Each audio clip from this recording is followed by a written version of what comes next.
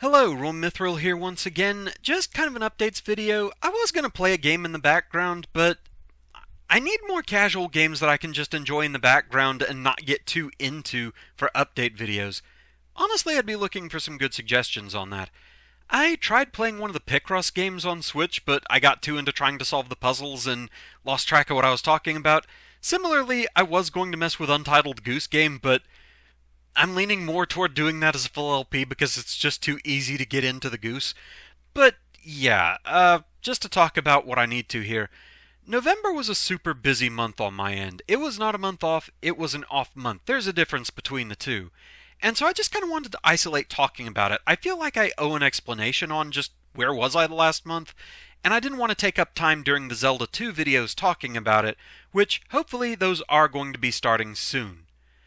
So anyway, the first week of November actually was not that bad. I was taking time off to work on an art design contest that I had entered for a mobile game that I like, Cookie Run Oven Break. I've talked about it from time to time on the channel before. They were having a costume design contest. Basically, you picked a cookie, you made a costume for them, and the top 1,000 entrants, they get this in-game exclusive jelly set that I wanted to get. I don't actually know where I placed in the contest, I just know I wasn't one of the finalists. Hopefully full results will get released soon. I don't even know how many people entered. The design I made was for Avocado Cookie. She's a blacksmith that loves puns, so basically she's my spirit animal. She's one of my favorites. I gave her kind of a live-action role-play cardboard armor. I called it Avocado's Backyard Role Player.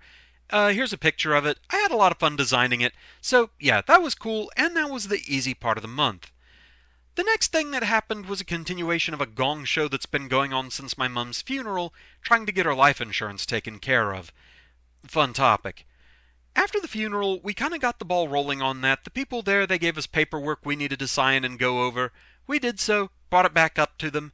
Oops, we didn't give you all the paperwork. Here's more you need to work through. Which, interpreting some of that was really fun because the notes they made on there and some of the things they had to sign, they did so in thick black magic marker instead of a pen, so good luck reading that. Seriously, why? But we got all of that filled out and sent back in. They said, okay, everything's in order here, so we'll just send this in, we'll get everything going for you. We get contacted by the health insurance company and they say, everything looks good here, cool. And so, we wait for the check. And we wait, and we wait. All the way until about mid-October, we still haven't heard back anything from them.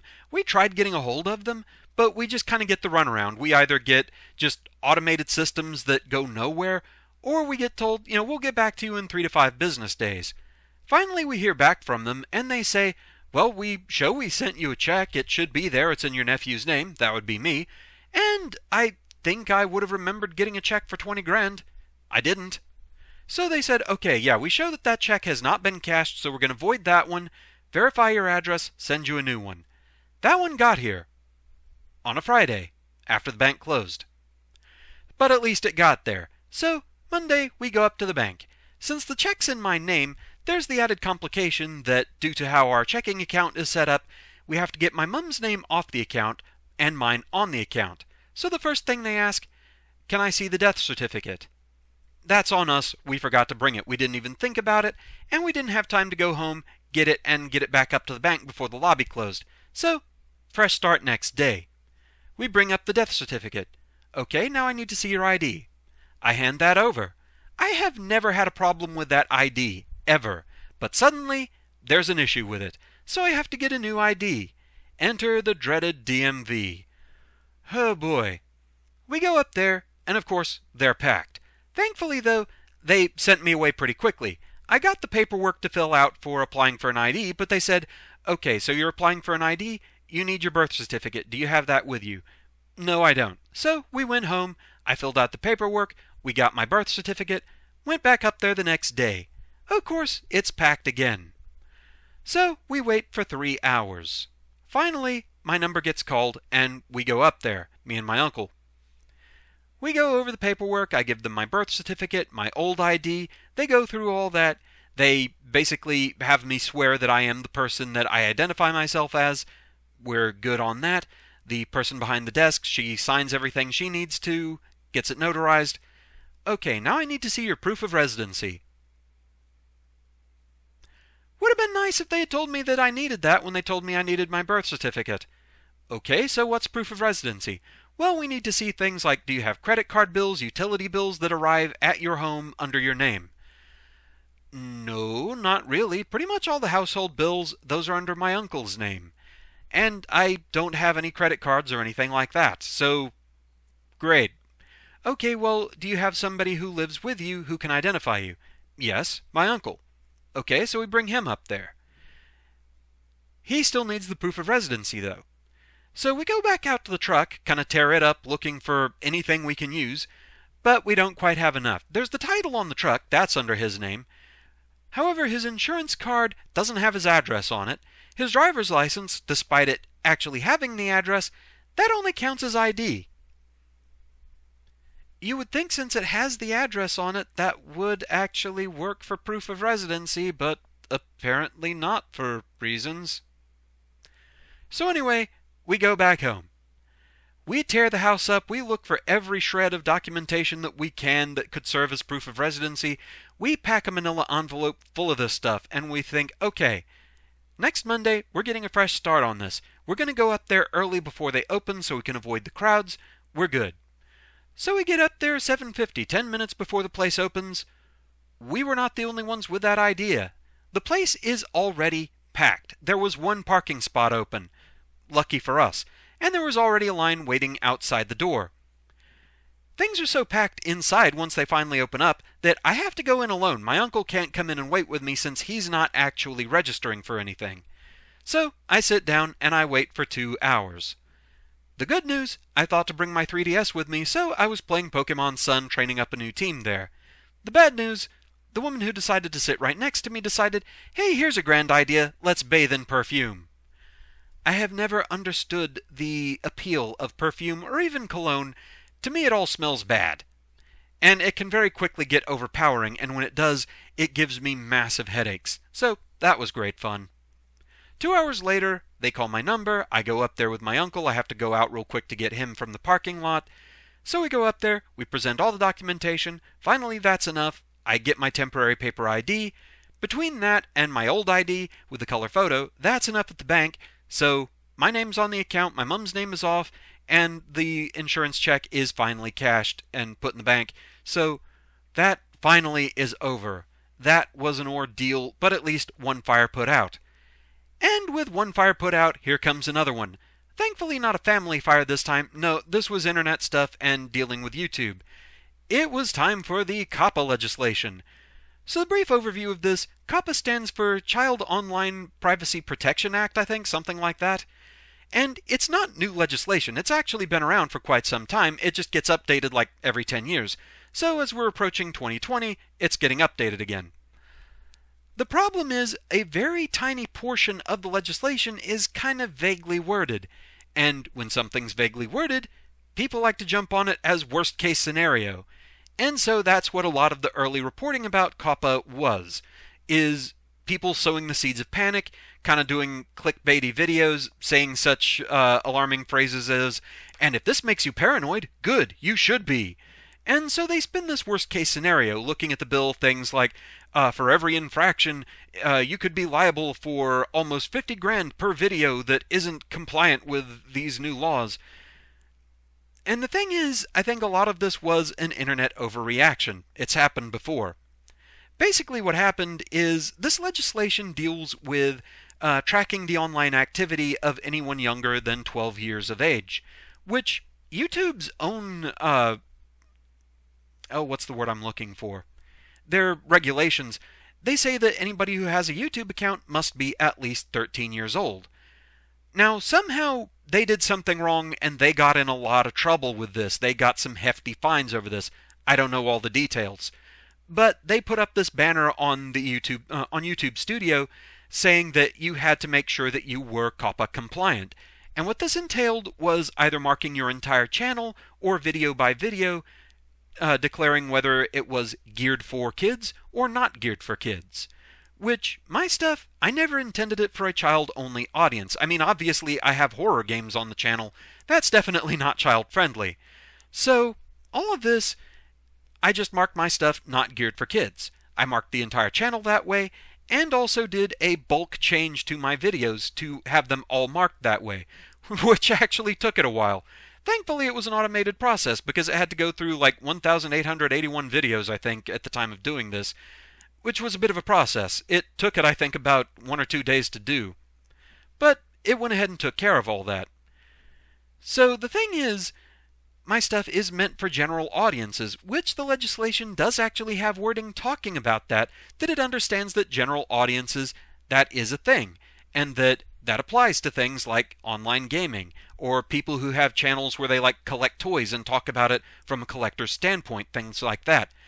Honestly, I think what this legislation is more marked toward is trying to deal with like that sudden onslaught of the really weird channels that showed up that were definitely geared toward marketing to kids and doing so in really bizarre ways.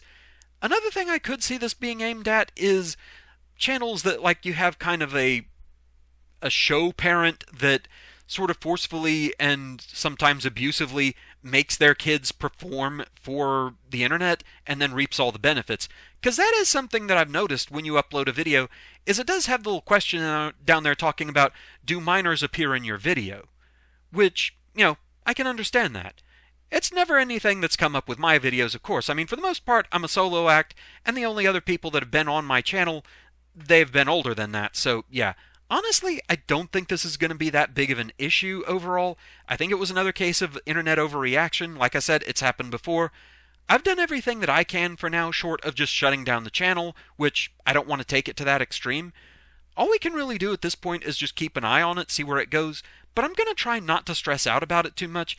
When this first happened, just because of everything else that was going on, I actually lost sleep for a couple of nights over that, so I don't really want to get back to that point.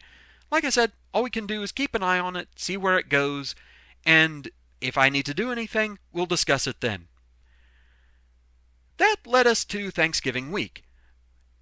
From my understanding, my cousin actually was not going to be having Thanksgiving with us. It was just going to be me and my uncle. He was going to go stay with some relatives, some extended family on his end, and he was going to have Thanksgiving with them.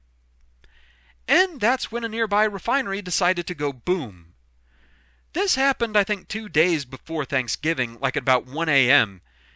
I was sitting here working on the computer, and suddenly there was just this loud boom! I mean, it rattled the windows, it shook the house. I was paralyzed for a second. I just kept thinking, oh gods, what was that? Did lightning strike the front yard? Did the tree fall on the house? What was that? And, of course, with it being such a recent incident, we weren't seeing anything online about it. We weren't seeing anything on the local news about it. We finally found out that what it was a chemical refinery a few cities over that just went boom.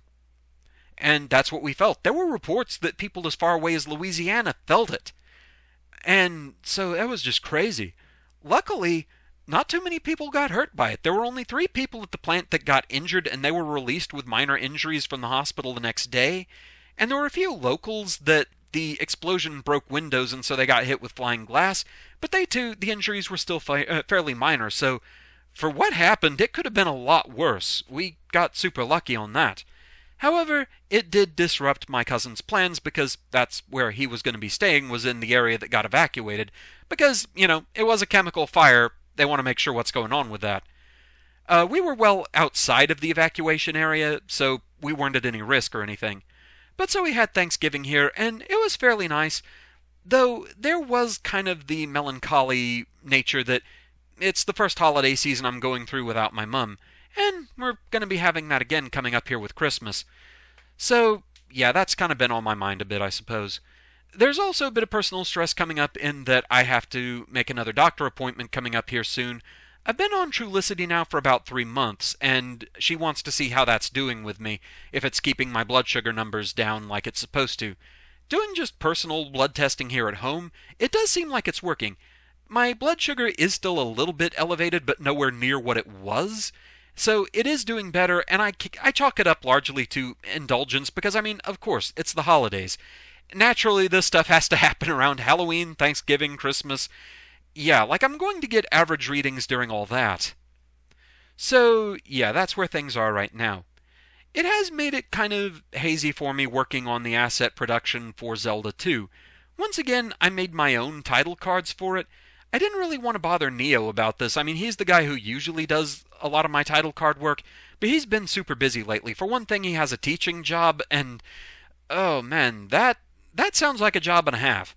He's also had some commissioned artwork he's been working on for another channel, so I didn't want to take him away from that.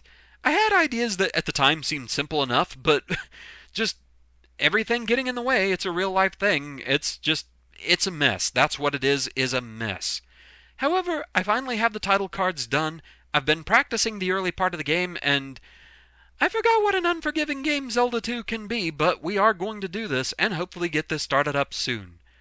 With that, though, I think that's pretty much everything I wanted to cover. November has just been a month. It really has. And one I'm glad to see gone, and hopefully things calm down. I could use things being calmed down for a bit. But with that, thank you very much for listening. I hope you enjoyed, well, the story of my chaotic November, and I shall hopefully see you again soon with the next project. Until then, fare thee well. Just 1 month of peace, that's all I ask.